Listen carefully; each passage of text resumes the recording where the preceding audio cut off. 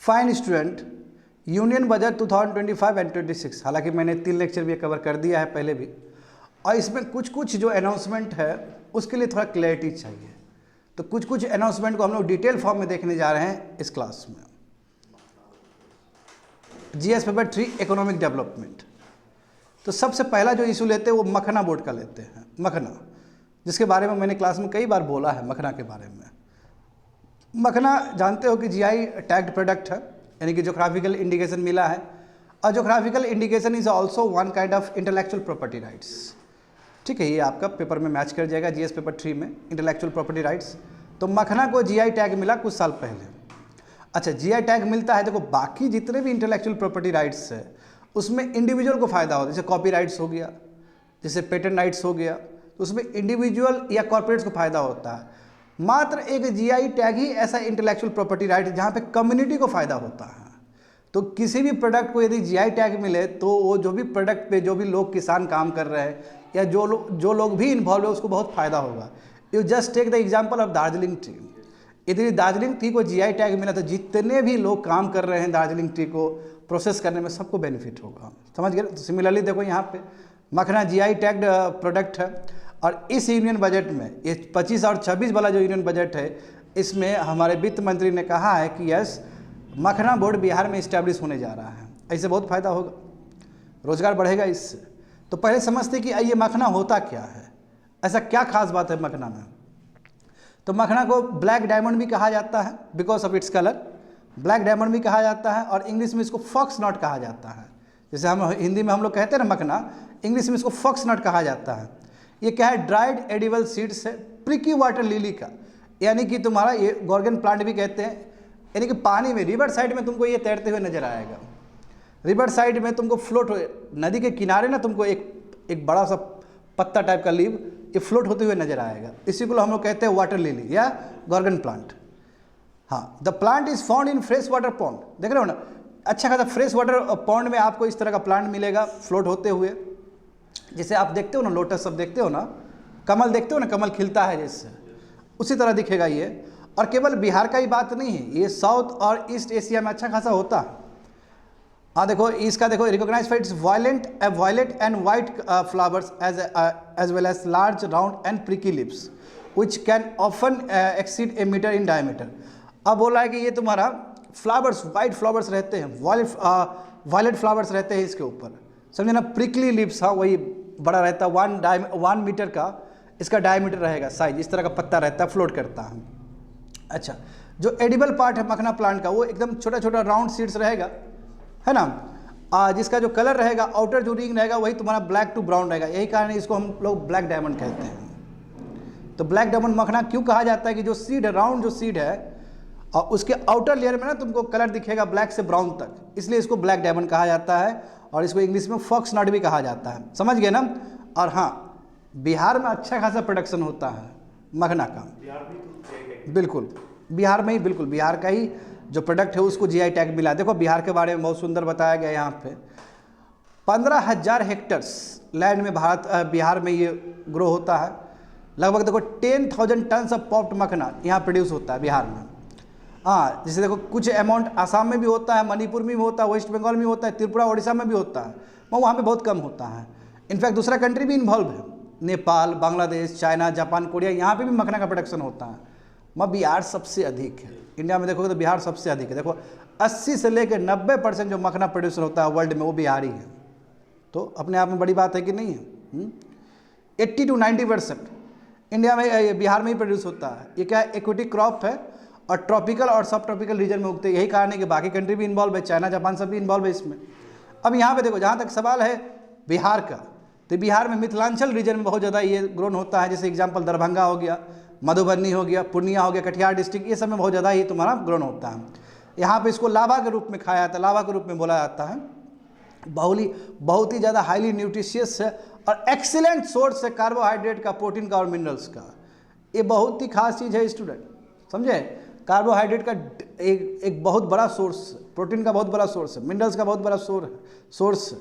और देखो ये जो मखना बोर्ड जो बनाया जा रहा है बिहार में, लगभग 100 करोड़ रुपीज़ का होगा बजट इसके लिए दिया जा रहा है। ये दिया जाएगा फार्मर्स को ताकि वैल्यू एडिशन हो सके और ये जो हमारा मखना है बाहर भी बिक सके बढ़िया से।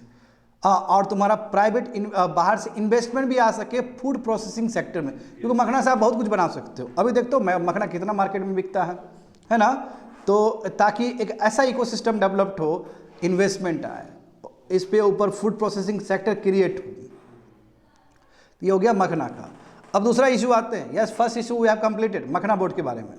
दूसरा इशू लेते हैं जन विश्वास बिल 2.0। इससे पहले भी हम जानते हैं, इससे पहले भी 2023 में जन विश्वास एक्ट आया था, जिसके अंतर्गत लगभग 183 सेंट्रल एक्ट को, है ना, जो कि 19 मिनिस्ट्री और डिपार्टमेंट के अंदर जो भी एक्ट था सबको डिक्रिमिनलाइज कर दिया गया।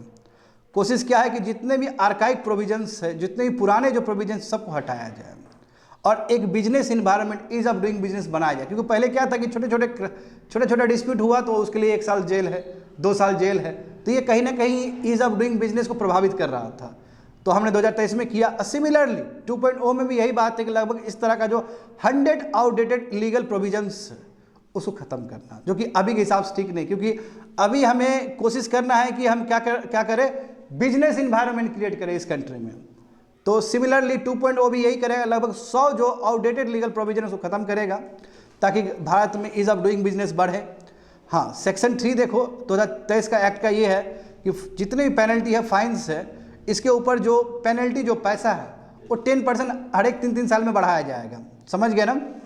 हाँ, जन विश्वास बिल 2, इसमें भी वही बात है कि जो माइनर टेक्निकल और प्रोसीजर लैब्स है उसके लिए पनिशमेंट, उसके लिए जेल जरूरी नहीं है, तो ताकि ईज ऑफ डूइंग बिजनेस बढ़े। और दूसरी बात है कि जानबूझ के किया जा रहा है, क्योंकि यदि छोटा छोटा इशू यदि उसके पास जाए, जुडिशरी के पास जाए, तो जुडिशरी ओवरबर्डन पहले से ही और ओवरबर्डन हो जाएगा। समझ गए ना। हाँ, अब देखते हैं तीसरा मैटर, इंफ्रास्ट्रक्चर फ्रंट पे क्या सरकार ने निर्णय लिया इस बार बजट में।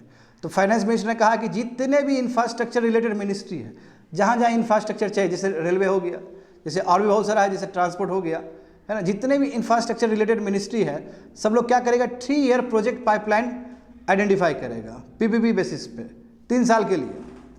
एक सब जितने भी इंफ्रास्ट्रक्चर रिलेटेड जितने भी हमारे पास मिनिस्ट्री है, सब क्या करेंगे, 3 साल के लिए एक पाइपलाइन बनाएंगे, प्रोजेक्ट आइडेंटिफाई करेंगे। नंबर 1, अब कोशिश रहेगा कि स्टेट को भी ऑनबोर्ड करना, स्टेट को भी पार्टिसिपेट करवाना। समझ गए ना। सरकार ने ये भी कहा कि 1.5 लाख करोड़ का कॉर्पस है हमारे पास, 50 साल के लिए इंटरेस्ट फ्री लोन होगा स्टेट्स के लिए, स्टेट यहाँ से पैसा लेके कैपिटल एक्सपेंडिचर कर सकता है। हालांकि ये जो 1.5 लाख करोड़ का था, ये पहले ही बजट से चल रहा है, कंटिन्यू होगा, इस बार भी चलेगा आगे। समझे ना।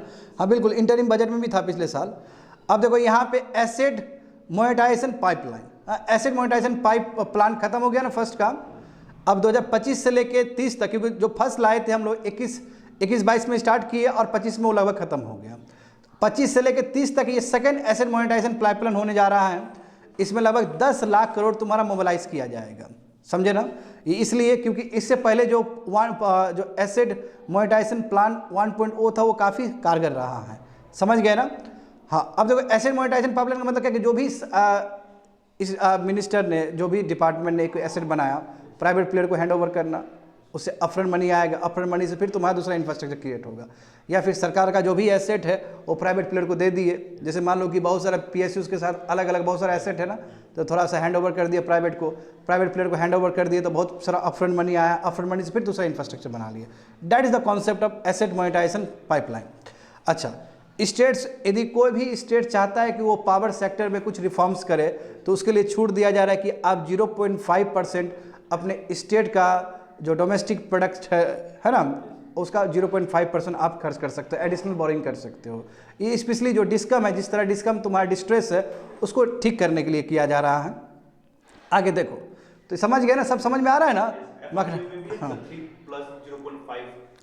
बिल्कुल बिल्कुल, 0.5 आप अलग से इंफ्रास्ट्रक्चर, बिल्कुल एनर्जी, हाँ इंफ्रास्ट्रक्चर को बेटर करने के लिए। MSME को भी बूस्ट किया गया इस बार। अच्छा, ये MSME का डेफिनेशन बदला गया इस बार। हाँ देख रहे हो, जैसे MSME, जितने भी MSME है, इन्वेस्टमेंट और टर्नओवर को, इन्वेस्टमेंट को 2.5 टाइम्स बढ़ाया गया और टर्नओवर को भी 2 टाइम्स ज़्यादा बढ़ाया गया। तो अब देखो, माइक्रो इंटरप्राइजेस जो पहले तुम्हारा 1 करोड़ इन्वेस्टमेंट होना चाहिए था, अब वो 2.5 करोड़ इन्वेस्टमेंट तक वो माइक्रो इंटरप्राइजेस कहलाएगा। और जहाँ तक सवाल है टर्नओवर का, तो पहले कितना था, 5 करोड़ था, 5 करोड़ को डबल करो, अब 10 करोड़ हो गया। तो इस तरह माइक्रो, स्मॉल, मीडियम इंटरप्राइजेस में पहले जो डेफिनेशन था 2 साल पहले 3 साल पहले जो डेफिनेशन बदला था, अब फिर से ये बदल दिया गया। ठीक है, तो इन्वेस्टमेंट में 2.5 टाइम्स बढ़ा है और टर्नओवर में तुम्हारा 2 टाइम्स बढ़ा है।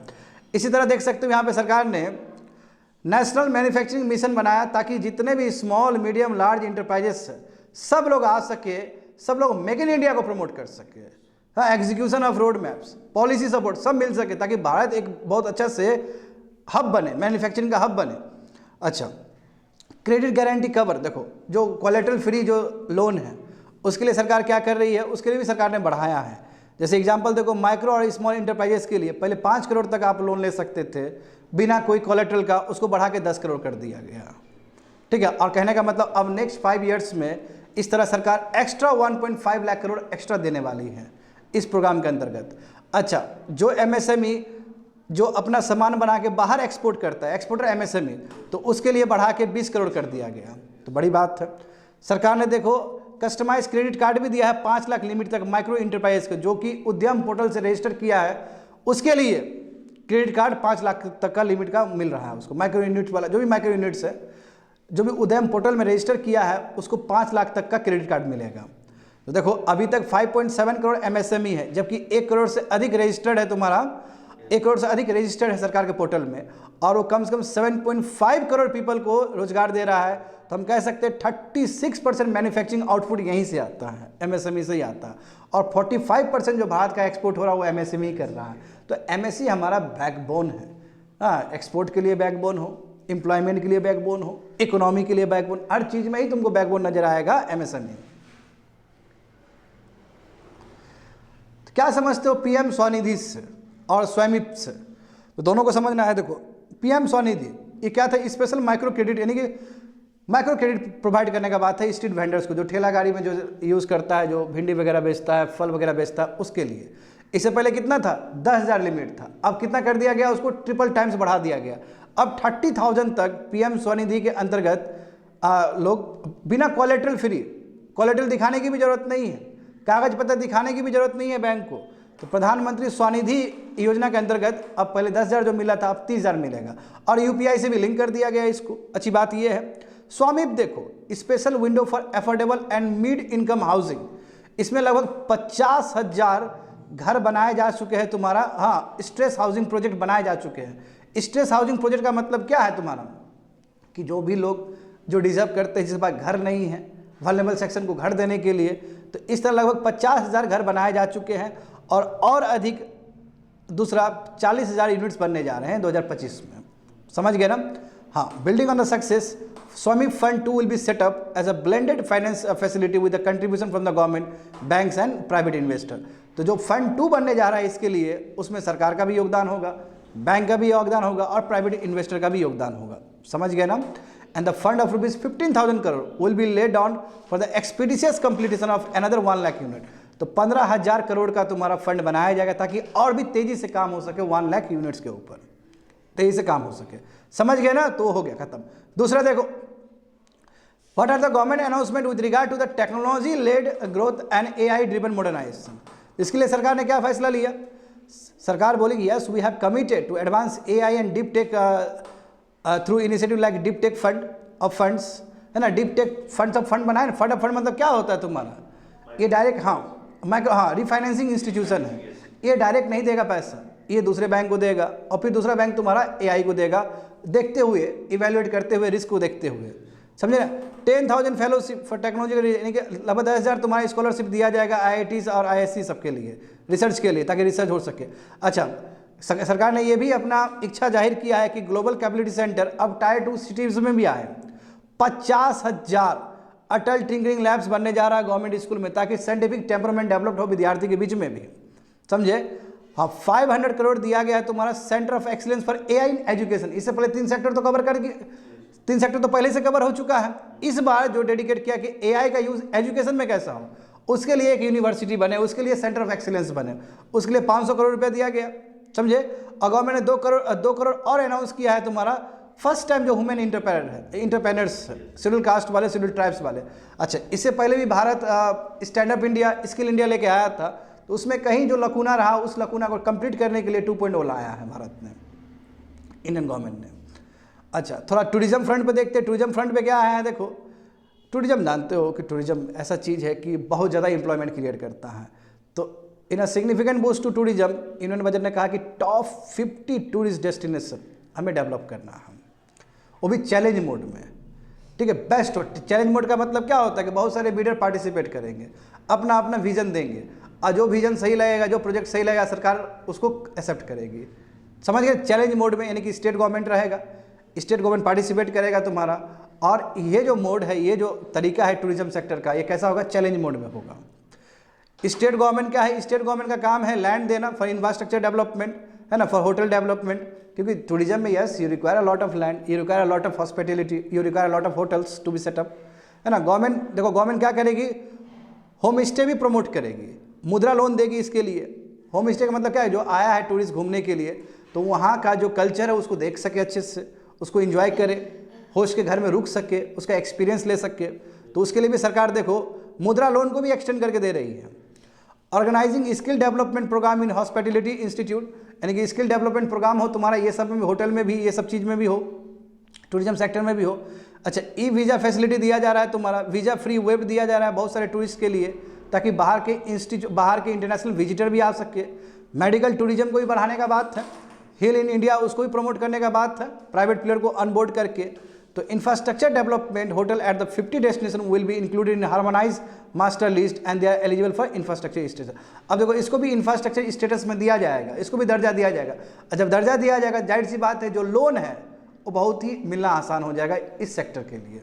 समझ गए ना। हाँ, what about the ship building, ship building के लिए क्या अनाउंसमेंट हुआ इस बार बजट में, देखो तो फाइनेंस मिनिस्टर ने कहा है कि yes, ship building financial assistance उसको रिवैम्ड किया जाएगा, उसको ठीक किया जाएगा और बेटर किया जाएगा। समझे, इस बार देखो ना, बताए होंगे पिछले क्लास, उस क्लास में, with shipyard and ports already on the infrastructure, ये भी इंफ्रास्ट्रक्चर हार्मोनाइज मास्टर लिस्ट में आता है। यानी कि ये जो एक तरह से इंफ्रास्ट्रक्चर हार्मोनाइज मास्टर लिस्ट है, इसमें यदि किसी का नाम आ गया, किसी प्रोजेक्ट का नाम आ गया, इसका मतलब बहुत तेजी से एग्जीक्यूशन होगा, बहुत तेजी से लोन वगैरह सब मिलेगा। तो लार्ज शिप विल ऑल्सो भी इंक्लूडेड, इसमें बड़े बड़े शिप भी इन्वॉल्व होंगे इसमें। इंफ्रास्ट्रक्चर, अब देखो इंफ्रास्ट्रक्चर लार्ज शिप को दे रहे हैं, जब इंफ्रास्ट्रक्चर स्टेटस हम यदि लार्ज शिप को दे दें तो इससे क्या होगा, कॉस्ट इफेक्टिवनेस आएगा, कम कॉस्ट में ही, है ना, बहुत अच्छे से बिल्डअप हो पाएगा। फाइनेंस मिनिस्टर ने ये भी कहा, बिल्कुल इसी का बात कर रहे थे, मैरीटाइम डेवलपमेंट फंड बनाया जाएगा विथ कॉर्पस ऑफ 25,000 करोड़, ताकि लॉन्ग टर्म फाइनेंस करना मैरीटाइम इंडस्ट्री को आसान हो सके। बेसिक कस्टम ड्यूटी है तुम्हारा, विल कंटिन्यू एग्जेंडर फॉर इनपुट्स, यानी कि जो भी शिप बिल्डिंग को लेकर हम बाहर से जो सामान मंगवा रहे हैं उसके ऊपर बेसिक कस्टम ड्यूटी कुछ नहीं लगने जा रहा है 10 साल तक के लिए, क्योंकि हम चाहते हैं कि हम शिप बिल्डिंग में भी आगे हो सके, आगे बढ़ सके। That's it, completed. तो कहने का मतलब जो भी इंपॉर्टेंट जो बजट में पढ़ाए थे सभी चीज़, इसमें थोड़ा सा एक्स्ट्रा इन्फॉर्मेशन के साथ आया है, कंप्लीटेड।